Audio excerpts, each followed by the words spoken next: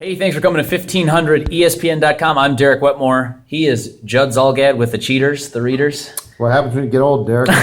46 and you can't see a damn thing. We're out at Vikings training camp in Mankato, and we got a couple of Vikings insights for you today. First, we'll start with Adrian Peterson, who returned to practice. We'll also touch on Brett Favre and then a little Matt Kalil love as well. Adrian Peterson, back in action after the hamstring strain. He says he won't play. He says he obviously won't play in the first preseason game. Yep. Do you think Peterson should play in the preseason this year? I've been saying that I think he should. No, I'm not saying that he should get a ton of reps. I was hoping that he'd get a few reps here and there when Bridgewater plays, just because last year Peterson, the whole situation, Derek, was so mishandled in the sense that the Vikings broke training camp, and it turned out they had no clue how Peterson and Bridgewater would work together. The San Francisco game. So I'm not advocating for Peterson to get a ton of work, but here's, to me, perfect world, game number 3, because the third preseason game is the one that you handle like a real game for about the first 2 quarters and maybe a series into the third. Maybe play Peterson somewhat in that first quarter there. I was an advocate for a long, long time of he shouldn't play in the preseason game. Injury risk. Why get him work? Sure. Hurt. But in this case, get him work or a little bit of work, because your most important player right now is Bridgewater. So anything you can do to make Teddy as comfortable as possible, and when you get to Tennessee for the regular season opener to be as prepared as possible, I think you owe it to Bridgewater and this offense to use Peterson at least somewhat in that third preseason game. Yeah. Perhaps that's it, but that at least makes sense to me. Yeah, I totally agree. I don't think you need to go full out on including Peterson because of the injury risk. You want to mitigate that as much as possible. Wouldn't. Right. Yeah.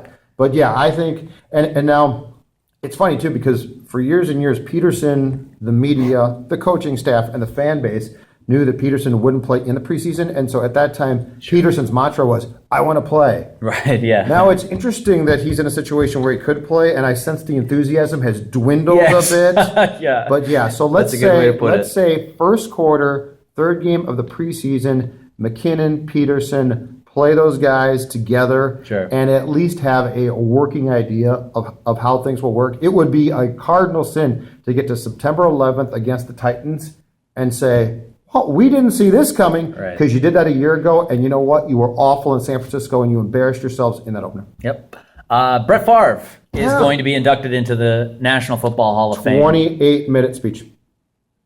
I'm going to put him on 28 minutes. Okay, is that the over-under? I'm sure Vegas has a line on this. There will be nobody left. By the time he's done, there will be nobody left. But Brett Favre is going to ramble for, I would say, 28 minutes. And that's the low end to a half hour. You covered the Vikings for the Minneapolis Star-Tribune. You must have a favorite Favre story or memory. I actually covered him for the Star-Tribune in Green Bay for the 2 years that I covered the Packers. So that was 2003 and 4. And my favorite Favre memory, Derek, of all time has to be the Monday night game in Oakland after his dad died, which was one of the most incredible performances, like playoff or great game. I mean, that was a end of the season Monday night. Okay, it's mildly big, but for him to not only not go home and skip that game, but to play that game and to see receivers catching passes. Javon Walker caught a pass in double coverage, which he had no business catching. That, to me, is my top Favre recollection. As far as a Viking goes, it was... Well, there's lots of things. Yeah, it's a mixed bag. The texting is different. But as far as a Viking player goes, for now, let's keep this on the field. Fair enough. And above the belt. Exactly. I would say my top recollection has to be 2009 in Lambeau. Okay. When he comes out of the visitors' tunnel in Lambeau Field to play for the Vikings are having a great season. I don't think I've ever been in a stadium, and I've been in the Metrodome in 87 and 91 for the Twins. I don't think I've ever been in a stadium, though, where it feels like a jet engine just started and a stadium is about to take off. The press box in Green Bay is sealed, so you often can't hear much. Right.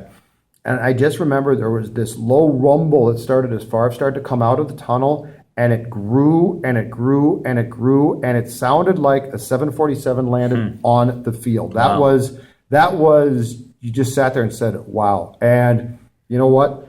Brett Favre can say all he wants about why he came back. You know, he knew bevel with the Vikings. He knew the Vikings offense. All of that is true.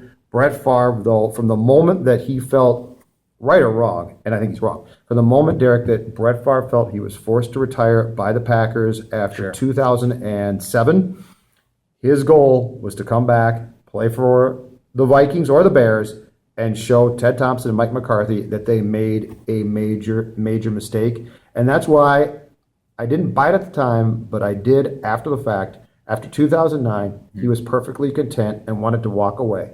Because while a Super Bowl would have been a crowning achievement for him, what he really wanted to do was show the Packers, I can beat you, and he did it twice. In 2009, and in 2010, of course, it all fell apart. It was terrible. Right. But well-deserved honor, and he's not going to shut up. Yeah. And it will be fantastic, but he won't shut up. Right. Well, as Adrian Peterson mentioned, he said, no-brainer induction. I mean, no one's going to argue that. Oh, yeah, either. First ballot with ease. Didn't need the voters for that. The final thing I want to touch on, Mike Zimmer mentioned today in his press conference with reporters that, or maybe it was yesterday, the days all run together. Matt Kalil is the point of the story. He keeps saying it. He can't stop talking about how improved Matt Kalil is. Sunday and today is Wednesday. He mentioned Sunday, Wednesday. They're all but I mean, he won't stop talking about it. He had mentioned something about he's looking very good in pass protection on 75% of the dropbacks. Now that problem is the other 25. I get it. That's not very good. But so I'll ask you flat out: fact or crap? Matt Kalil is a changed man. Fact or crap is probably too strong. Let me pick the gray area of I am not believing a thing anyone says until we see it. And I don't mean in the preseason. I mean we have to see it in a regular season game. This question will only be answered starting on September 11th against the Titans. Mike Zimmer is a smart dude. And I think what he's doing right now is I think he genuinely sees improvement, because I don't think he would rave about improvement in a guy if he didn't see it.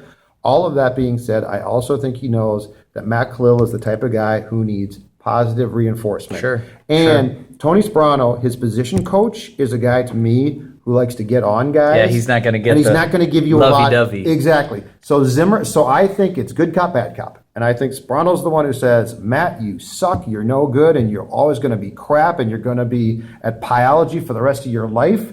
and we're going, and we are going to back to Eden Prairie without you. And I think Zim comes along and says, Matt, it's unbelievable the progress you've made. I think this is a classic good cop, bad cop. Sparano is the one who tells you stink.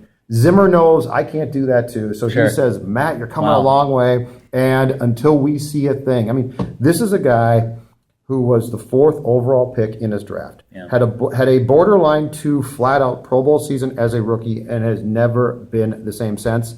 I also think a lot of the butt-kicking of Matt Kalil will come from Alex Boone at the right guard. So basically left guard. I get those confused. I'm back and forth.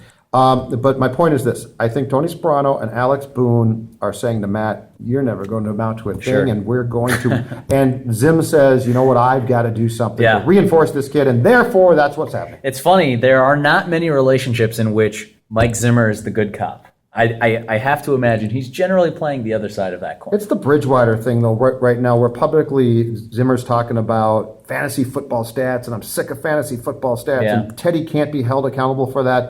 And then I think he turns around and goes and talks to Teddy and says, Teddy, you got to be better. We need better deep balls. I mean, there's a strategy here. He's a smart guy. I think I'll believe anything about Matt Kalil, or I won't believe it until I see it. Sure. He is the bad cop. I'm the good cop. That's Judd Zolgad. I'm Derek Wetmore.